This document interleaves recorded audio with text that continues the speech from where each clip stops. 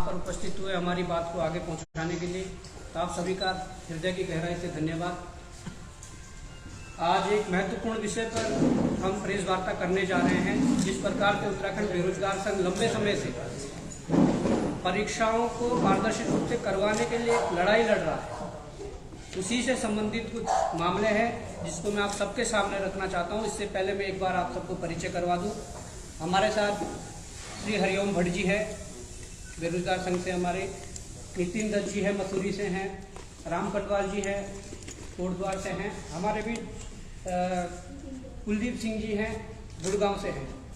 हमारे बीच जितेंद्र ध्यानी जी हैं। हमारे बीच मोहन कैंतुरा जी हैं, मसूरी से। और रमेश चौहान जी है, चकराता से।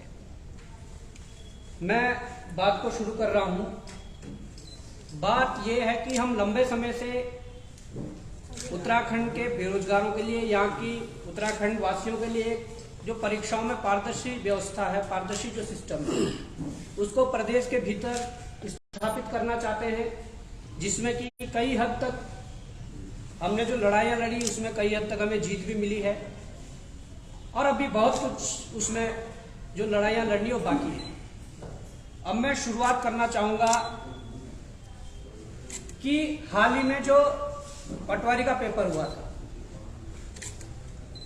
उसके बाद जो कनिष्ठ सहायक का पेपर हुआ था, उसमें जो चीजें निकल कर आई थी, जो सील तोड़ने वाली जो चीजें थी, प्रदेश के बेरोजगारों ने, प्रदेश के नौजवानों ने, प्रदेश के जो अभ्यर्थी थे, उनके पास जब परीक्षा जो सेट गई, उसमें कई जगह जो सील टूटने वाला जो प्रकरण था, वो प्रकरण बड़ा गंभीर प्रकरण था। सरकार ने शायद अपनी छवि उनकी धूमिल ना हो, इसलिए मामलों को दबाया है। जो पहला प्रकरण हमें जेलों के अंदर जो डाला गया, और उसके बाद पटवारी का पेपर करवाया गया। उत्तरकाशी में जो पहला प्रकरण सामने आया था, गोपेश्वर में प्रकरण सामने आया था, उत्तरकाशी का जो प्रकरण था, उस प्रकरण में जो चीजें हुई थी, उसमें जैसे 2 सीलें पेपर में लगती है, 2 सीलें लगी हुई थी, और 2 सीलें जो लगी हुई थी वो सीलें टूटी हुई भी थी। उसके अतिरिक्त पेपर को बंद करने के लिए तीसरी सील का प्रयोग किया गया था, जो कि खैर हमारे फोन में भी है। पर ये जो कनिष्ठ सहायक का पेपर है, सेम यहाँ पर वो दोहराया गया उन चीजों को। वो इसलिए दोहराया गया कि जो ये सीलें हैं, मैं थोड़ा कहूंगा कि अगर कोई जो वीडियो बना रहे हो थोड़ा जूम करके देख लें।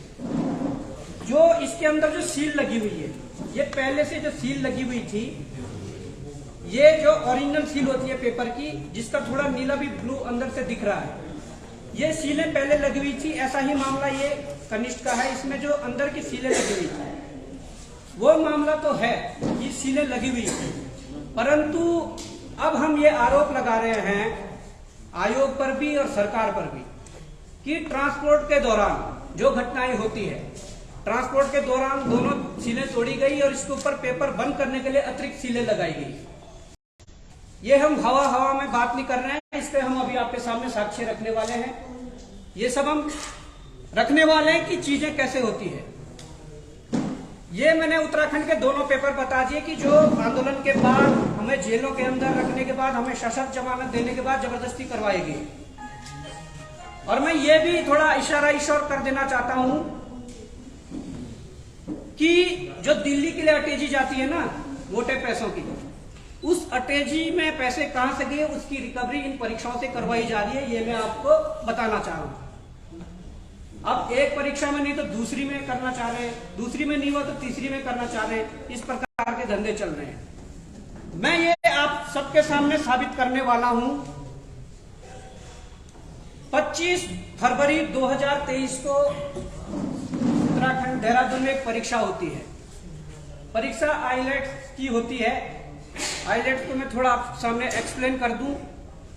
इस परीक्षा के माध्यम से हमारे जो देश का बच्चा है, प्रदेश का बच्चा है, इस परीक्षा को पास करने के बाद विदेशों में नौकरी करने भी जाता है, विदेशों में पढ़ने भी जाता है, जिसके लिए कि भारत सरकार पूर्ण तरीके से उन्हें सहयोग करती है। आप सब पत्रकार बंधुओं को ये पता है। एक गिरोह होता है राज्य का, जो गिरोह होता है नकल माफियाओं का, एक होता है राष्ट्रीय गिरोह और एक होता है अंतर्राष्ट्रीय गिरोह। तो यहाँ पर जो चेन बनी हुई है, यहाँ पर राज्य गिरोह से लेकर राष्ट्रीय गिरोह से लेकर अंतर्राष्ट्रीय गिरोह तक ये चेन बनी हुई है, जिसका खुलासा हम करने वाले हैं। 25 फरवरी 2023 को पेपर होता है। शाम को 11:11 पर यहां से जो एक कंटेनर है जिसमें कि ये जो उनकी OMR वगैरह होती है वो दिल्ली के लिए रवाना होती है, उसमें मैं बताना चाहूंगा 11:11 पर रवाना होती है। 17 फुट लंबा एक कंटेनर होता है। 17 फुट लंबा कंटेनर में यहां से जब देहरादून से वो शहर को छोड़ते हुए ट्रक आगे बढ़ता है तो उत्तर प्रदेश की सीमा लगते ही मोहंड एक इलाका पड़ता है। वहां पर उत्तराखंड नंबर की 2 गाड़ियां, एक देहरादून नंबर UK 07 और एक UK 08 रुड़की नंबर की गाड़ियां उन कंटेनर का पीछा करती है और मोहंड के इलाके में उसे रोक लेती है। वहां पर उस कंटेनर का ताला तोड़ा जाता है। वहां पर फिर जो डिजिटल लॉक होता है, ताले लगने के बाद जो डिजिटल लॉक होता है उसको भी तोड़ा जाता है। अब ये देखिए कि जो उस ताले को तोड़ने वाले थे वो या कहीं के भी उत्तराखंड के हैं, बाहर के हैं, परंतु जो 2 गाड़ियां गई वो उत्तराखंड के UK 07 और UK 08 मतलब देहरादून और रुड़की नंबर की गाड़ियां थी। उन्होंने वहां पर ताला तोड़ा। 17 फुट के, अब गंभीरता देखिए विषय की, 17 फुट के कंटेनर में उन्हें पता है कि 17 फुट के कंटेनर में जो वो कॉफियां रखी गई है वो किस जगह रखी गई है। ताला तोड़ने के बाद सीधे वहीं जाते हैं, उस लोकेशन पे जाते हैं। नहीं तो 17 फुट में वो पहले ढूंढते फिरते। वो किस लिए होता है?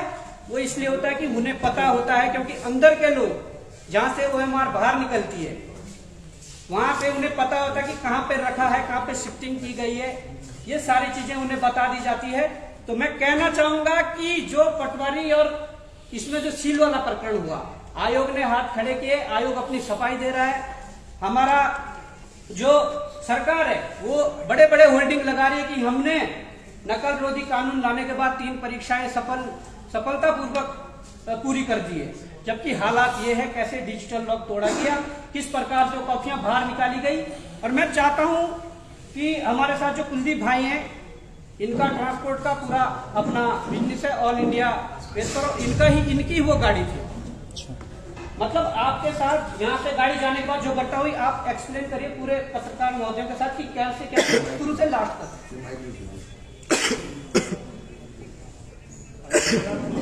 है हमारी कंपनी का नाम दिल्ली वापी रोड लाइन्स है। हम ब्लू कार्ड पे मुझे 13 साल से चल रहे हैं। 25 तारीख को एग्जाम होता है, यहाँ पर IIT का एग्जाम होता है। 25 तारीख को ये शाम को शीट्स ब्लू डार्ट के ऑफिस में आती है और उसके बाद वो गाड़ी में हमारी में लोड होती है और हमारा ड्राइवर के साथ मिलकर, मतलब ये बहुत बड़ा नेक्सस है। ये वो हमारे ड्राइवर को लालच देते हैं, भाई आपको 30 लाख रुपया दे देंगे अगर आप हमें कंटेनर खोलने दोगे और हमें उसको आंसर शीट्स निकाल देंगे।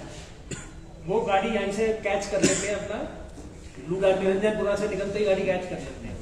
मॉन्ड जाके वो गाड़ी वहां पर मतलब खड़ी करते हैं। उसमें डिजिटल लॉक, ई लॉक लगा हुआ है, तो ई लॉक को वो हैक करते हैं और ई लॉक को खोलते हैं और उसमें से आंसर शीट्स वो निकाल लेते हैं। ड्राइवर के साथ साथ 3 के 4 गाड़ियां उनकी साथ में थी और वो आंसर शीट्स वगैरह जो होती हैं वो अपने साथ गाड़ी के अंदर रख लेते हैं। उसमें आंसर शीट चेंज हुई है या उसमें लिखा गया है, वो जो लड़कियों की जिनकी भाई जिन्होंने सेटिंग करी थी हम खाली शीट लेके आएंगे, उनकी शीट भरी गई है, तो वो लोग वहां तक सहारनपुर तक, अपना गाजियाबाद तक लॉक खुलता कहाँ पर है, मॉन्ड में, और दोबारा रीलॉक होता है जाके गाजियाबाद जाके। फिर वो उसको ड्राइवर को पैसा देते हैं और पैसा देके उसको कहते हैं यार तू ये पैसा मेरे को वापस दे दे, हम तेरे को दे देंगे, एयरपोर्ट पे तू जाएगा, अंदर तेरे को पकड़ लेंगे, तू एयरपोर्ट गाड़ी खाली करके वापस आना। एयरपोर्ट तक जाती है गाड़ी और वो बाहर आता है तो वहां पर वो कहता है बाहर आएगा तो तेरे को पैसा हम दे देंगे, लेकिन उसको बाहर पैसा नहीं मिलता। हमें इस बात का पता चलता 27 तारीख को, क्योंकि 25 तारीख को सैटरडे था, सैटरडे को एग्जाम कंडक्ट हुआ, संडे को छुट्टी होती है, मंडे को मेरे को कॉल आती है ब्लू डार्ट की कंपनी से कि भाई आपकी गाड़ी में ऐसे ऐसे ताला टूटा है और आपका ड्राइवर इन्वॉल्व है। तो 27 तारीख को मैं यहाँ पर आता हूँ, इधर अपना देहरादून हम आए, ड्राइवर ने मतलब ये अपनी गुनाह कबूल कर लिया। उसने कहा जी मैं मिला हुआ हूँ, मेरे से गलती होगी, मैं क्या कहते हैं उनको पकड़वा दूंगा बंदों को। इवन की वो थाने के अंदर था, जब भी उनके बंदों के फोन आ रहे थे, वॉइस कॉल उसको आ रही थी, जो बंदे जिन्होंने उसको लालच दिया था उनकी कॉल आ रही थी, और उस बंदे ने मतलब कि कन्फेस करा कि मैंने ये काम करा है, मैं पकड़वाऊंगा। हमने 100 नंबर पे कॉल करी, यहाँ अपना चौकी है बाजार, थाना अंतर्गत आता है, इसके अपना पटेल नगर है। तो हम वहाँ पर गए, रात को उन्होंने पुलिस वालों ने पूरी रात रखा, पुलिस वालों का नाम में उसने कन्फेस करा कि मैंने ये काम करा है। और मैंने, मेरी बात हुई, मैंने उनसे आग्रह भी करा, मैंने कहा जी बहुत बड़ा नेक्सस है, आप इसको क्रैक कर सकते हो, 80% केस आपका सॉल्व है, ड्राइवर गुनाहगार ये बैठा जी मैंने गुनाह करा है। और वो, लेकिन उनका कहना ये था कि ये गुनाह जी वहां पर हुआ है, आप मॉल्ट जाओ। मैं कहा जी मॉल्ट तो चले जाएंगे, चोरी किसकी हुई है? चोरी तो जो यहाँ बच्चों ने पेपर दिए हैं उनका नुकसान है, मेरे घर में चोरी हुई है भाई, नुकसान किसका? उत्तराखंड के बच्चों का नुकसान था। लेकिन उन्होंने उसको, केस को रजिस्टर करने की बजाय उन्होंने हमें घुमाया। फिर उसके बाद हम गए यहाँ पर अपना मॉन्ड गए, मॉन्ड हमने वहां से चौकी इंचार्ज को लिया, फिर हम बिहारीगढ़ थाने गए, उन्होंने भी रिपोर्ट दर्ज नहीं करी वहां पर। फिर मैंने ऑनलाइन जन सुनवाई ऐप पे वो मैंने रिपोर्ट डाल दी। वो बस एरिया का ही सब होता रहा, ये जो फिर वहां से हमें लेटर भेजा जी ये हमारे एरिया से संदर्भ में नहीं है, आप कहीं और जाए। 3 दिन तक 4 दिन तक मैं ड्राइवर को लेके घूमता रहा, क्योंकि जब ये नहीं रख पाए तो ड्राइवर को मैं भी नहीं रख पाता। और ड्राइवर की हमने पुलिस वेरिफिकेशन वगैरह सब कुछ करा रखी थी। अगर ये उस टाइम थोड़ी सी सक्रियता दिखाते, अपनी इन्वॉल्वमेंट दिखाते, तो हो सकता है एक बहुत बड़ा गैंग या अनबस्ट हो जाता, अनअर्थ हो जाता।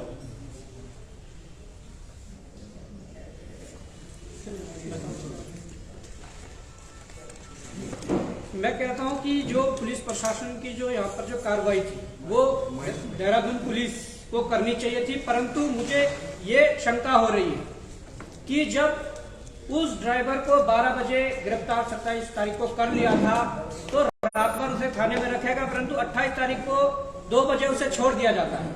मुझे ये शंका है ये इतना बड़ा गिरोह है कि निश्चित रूप से वहां जो चौकी वाले हैं, थाने वाले हैं, उन्होंने ऊपर फोन किया होगा कि ऐसा मामला है। और ये मैं लगातार ये बात बता रहा हूं कि उत्तराखंड में जो बाहरी जो है, पंजाब हरियाणा से लेकर जो इतने जो गिरोह चला रहे हैं वो इन्वॉल्वमेंट इसमें होंगे, और उन्होंने मामले को रफा दफा करने के चक्कर में ड्राइवर को भी छोड़ दिया। और ये ट्रांजैक्शन है 5,000 रुपए की जो गाड़ियां गई थी, 5,000 उन लोगों ने नगद ड्राइवर को 5,000 लालच के लिए दे दिए थे, बाकी 30 लाख रुपए की डील हुई थी कि 30 लाख रुपए उसे देने हैं।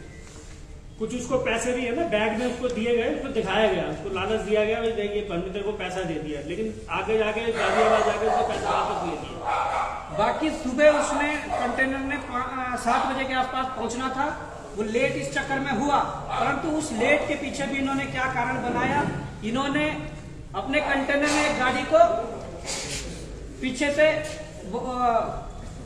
टक्कर मार दी और उसकी वीडियो बनाई है जो आप दिखा सकते हैं, और उसमें नंबर भी दिखाया गया है गाड़ी का, किस गाड़ी ने टक्कर मारी। बहुत प्लान तरीके से था, लेकिन इन लोगों ने नजरअंदाज कर दिया।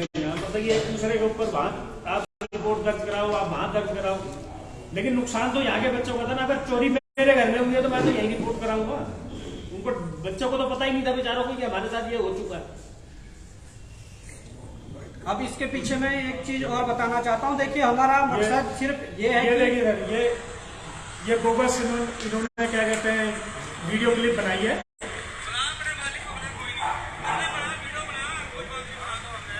ये सिर्फ इसलिए कि वो जो लेट गाड़ी पहुंची है तो उसको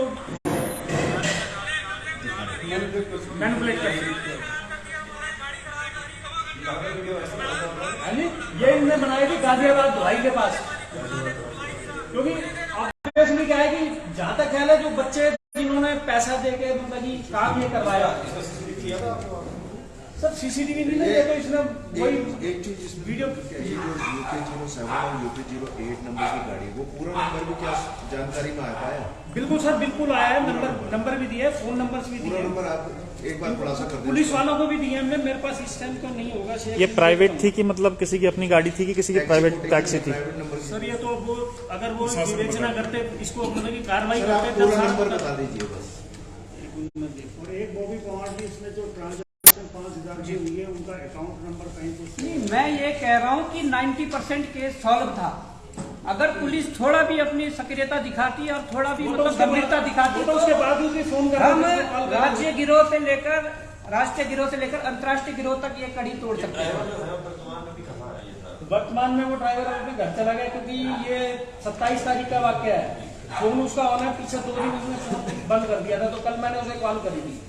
अब वो डर के मारे आ नहीं रहा है, क्योंकि देखो ना, एक बार वो चोर कह रहा है मैंने चोरी करी है, पुलिस वाले कह रहे हैं हम पकड़ेंगे। कौन से थाने में बैठा पटेल नगर में बैठा कर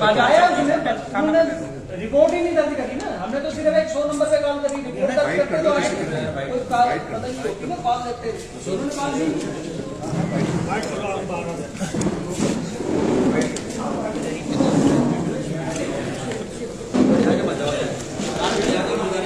आगे नहीं जाना, ये नंबर है भाई साहब, कहाँ गए वो नंबर? चलो ले लेंगे आपका ही लो, चलिए।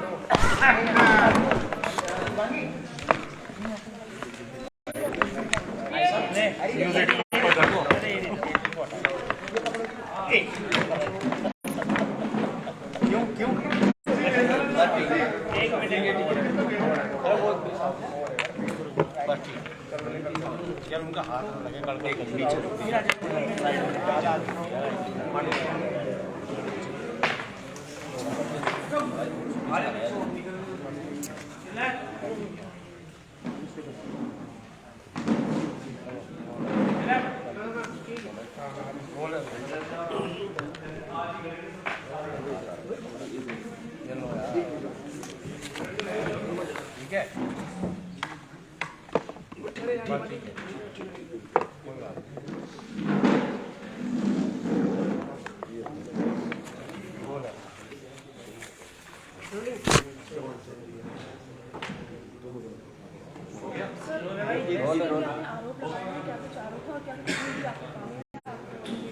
देखिए, हमारा आरोप इसलिए है, हमारे आरोप यहाँ की सरकार से भी है, आयोग से भी है, जो लगातार लंबे समय से इस बात को नकार रहे हैं कि यहाँ पर जो सील वाला प्रकरण, जो बच्चे आवाज उठा रहे हैं, उनकी आवाज बंद करने के लिए आपने नकल रोधी कानून तो ले आए, परंतु जो घटनाएं बार बार हो रही है, उस घटना का फुल प्रूफ आप देख सकते हैं कि 25 फरवरी 2023 को आइलेट्स के लिए जो पेपर देहरादून में हुआ, उन पेपरों की OMR ले जाते हुए रास्ते में जो घटना हुई, कंटेनर का लॉक तोड़ा गया, कंटेनर में डिजिटल लॉक तोड़ा गया, फिर रास्ते में जाते जाते मोहंड में लॉक तोड़ के गाजियाबाद में उसको फिट किया गया, रिफिट किया गया। तो आप इसको नकार नहीं सकते कि ये परीक्षाओं में जो गड़बड़ियां हो रही है, जो सीलें टूट रही है।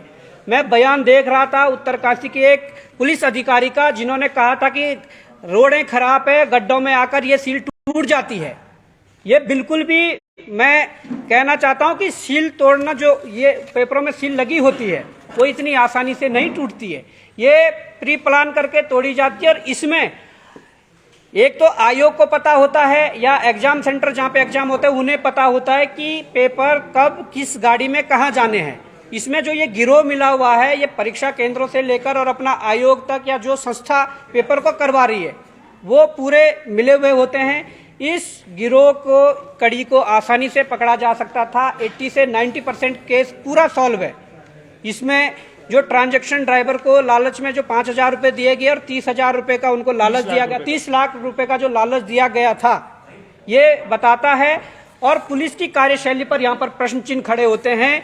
जब आपके पास 80 से 90% केस सॉल्व था, तो आप एक बड़े गिरोह को, जो राज्य में चल रहा है, जो देश में चल रहा है, जो अंतर्राष्ट्रीय लेवल पर जो चल रहा है, जो वहां से इन चीजों को हैंडल कर रहे हैं, उस गिरोह की कड़ी को पकड़ सकते थे, उस गिरोह के कड़ी को तोड़ सकते थे। परंतु पुलिस ने अपनी निष्क्रियता दिखाई। मुझे यह शंका है कि इसमें बड़े लोगों का हाथ है, जहां पर पुलिस ने ड्राइवर को 12 घंटे से अधिक, एक जो ड्राइवर है जो दोषी था इसमें, उसे अपने पास रखा, परंतु बाद में उसे छोड़ दिया गया।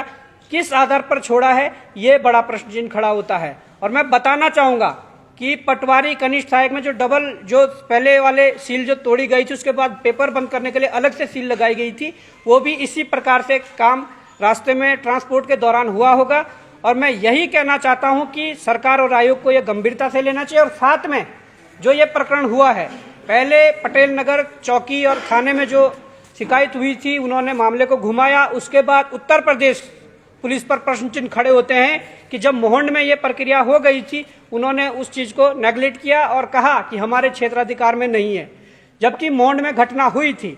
उसके बाद जो जन सुनवाई जो ऐप है उत्तर प्रदेश सरकार का, योगी आदित्यनाथ जी वहां के सीएम हैं, उनकी जन सुनवाई के लिए वहां पर भी ऑनलाइन जो प्रक्रिया चलती है शिकायत की, ये पूरी प्रक्रिया चलाई गई, परंतु वहां से भी निराशा हाथ लगी। अब मुझे नहीं लगता कि कितना बड़ा गिरोह है कि बड़े बड़े हमारे मंत्री या मुख्यमंत्री उत्तराखंड, मुख्यमंत्री उत्तर प्रदेश अपने हाथ पीछे खींच रहे हैं। कितने बड़े लोग, कितना बड़ा नेक्सस ये है, इसको तोड़ने के लिए जिम्मेदारी बनती है हम सब नागरिकों की, पर उससे बड़ी जिम्मेदारी बनती है यहाँ के सरकारों की, वो चाहे सरकार उत्तराखंड सरकार हो, उत्तर प्रदेश सरकार हो या भारत सरकार हो। ये बड़ा गंभीर विषय है, क्योंकि यहाँ पर सीधे हमारे जो संबंध है वो सीधे विदेशों से और पूरे भारत देश से, उनके संबंधों में कुछ भी चीजें, अड़चने ऐसी आ सकती है अगर इस प्रकार के गिरोह लगातार काम करते रहे। रिसेंटली अभी हुआ है कि 700 बच्चों ने वहां पर कनाडा के अंदर अपना पीआर के लिए अप्लाई करा था, लेकिन जब उनके पेपर चेक करे गए तो वो बोगस पाए गए हैं। वो 700 के 700 बच्चे उन्होंने दोबारा वापसी। एक सवाल आपसे ये है हाँ जी, कि जो आप बता रहे हैं कि जो ड्राइवर आपका था, हाँ जी, पूरा जो घटनाक्रम हुआ तो ड्राइवर के द्वारा आपको कब बताया गया था, कितनी तारीख घटना, और ड्राइवर ये 25 तारीख को यहाँ पर एग्जाम होता है और शाम को पेपर्स डिस्पैच होते हैं हमारे से, हमारी गाड़ी में, और 27 तारीख को मेरे को कंपनी से फोन आता है जी आपका ई लॉक टेम्पर किया गया, क्योंकि ई लॉक जो होता है पीछे लगा होता है, वो जैसे ही टेम्पर होता है टूटता है उसी टाइम अलर्ट आ जाता है। वो उन्होंने बताया जी हमें अलर्ट आया कि 26 तारीख को, मतलब कि 12 बजे तक, 12:15 बजे तक गाड़ी यहाँ पर मोहंड खड़ी रही है। फिर हम यहाँ पर 27 तारीख को हमें पता चला, तो 27 तारीख को हम देहरादून आए यहाँ पर। तो ड्राइवर को हमने कहा तू सच सच बता देगा तो हम तेरे को कुछ नहीं कहेंगे। तो उसने कहा जी मैं इसमें इन्वॉल्व हूँ, ये ताला खोलने में मैंने मदद करी थी, मुझे 30 लाख रुपए का लालच दिया गया था और मैं अपनी पूरी कोशिश करूंगा कि इनको ट्रैप कराने में पूरी कोशिश करूंगा। और हम वहां पर बैठे थे, उस बंदे का फोन भी आया, जिस बंदे ने मतलब इसको लालच दिया, जिन बंदों ने ये काम करा है उसका फोन भी आया, उसकी रिकॉर्डिंग भी है हमारे पास। मतलब वो बंदा फोन कर रहा था, क्योंकि वॉइस कॉल जो होती है मेरे ख्याल से वो शायद रिकॉर्ड नहीं हो पाती, लेकिन हमने तो ड्राइवर ने आपको ये बताया था, स्पष्ट किया था ड्राइवर ने कि कौन लोग थे या क्या थे, जो थाने की अगर हम बात करें, थाने में बयान दर्ज हुआ। हाँ जी, उसने बताया सारा कि कौन, विक्की नाम का एक लड़का था उसमें इन्वॉल्व, और अपना ये कारें थी 2-3, जिसमें से एक नंबर है UK07 DW 2102। चौकी इंचार्ज थे ओम प्रकाश जी, उन्होंने उस पर चेक भी करा था, एम परिवहन पे या जो भी इनकी साइट ऐप है उसके ऊपर उन्होंने चेक करा था, एक गाड़ी यहाँ देहरादून नंबर की थी। अब ये बाद में पता चलता कि वो गाड़ी कहीं चोरी की तो नहीं थी, हो सकता है कि गाड़ी जेन्युइन भी हो। अगर वर्तमान में ड्राइवर अपने घर बैठा हुआ है छुप के, फोन उसका ऑन है, वो इजीली ट्रैक हो सकता है, कोई ऐसी दिक्कत वाली, क्योंकि हमने पुलिस वेरिफिकेशन करा रखी है। हमने उसके दिल्ली तक, जहां वो कमरे में रह रहा था, हमने वहां तक भी सीलें उसके कमरे से मिली है।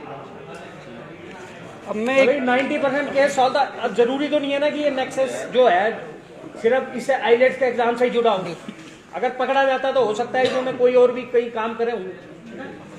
अब मैं ये बताना चाहता हूं कि इनका जो ऑल इंडिया ट्रांसपोर्ट का जो अपना काम है, इनके पेपर में कोई ऐसा, इनके गाड़ी में कोई ऐसा नहीं है कि कोई प्राइवेट या CBSE बोर्ड या इसी तरीके एग्जाम की तो ट्रांसपोर्ट होता है। इसमें सरकारी जो नौकरी के लिए परीक्षाएं होती है उनका ट्रांसपोर्ट भी इसी तरीके से होता है। वो जो सील तोड़ने वाली घटना उत्तराखंड में हो रही है वो निश्चित रूप से इन्हीं कारण से हो रही है कि ट्रांसपोर्ट के दौरान पेपरों की सील तोड़ी जा रही है और अपने लोगों को फायदा पहुंचाने के लिए वो प्रश्न पत्र जो चुराए जा रहे हैं, उनकी फोटो खींची जा रही है। वो आपके सामने एक्सप्लेन करने की जरूरत नहीं है कि उत्तराखंड में लगातार कई माह से ये प्रकरण चल रहे हैं। क्योंकि हमारी गाड़ियां ये ना पंजाब भी चलती है, पंजाब के अंदर सबसे ज्यादा बच्चे जाते हैं, मेरे ख्याल पंजाब और हरियाणा में सबसे ज्यादा बच्चे आए थे इसके काम के लिए।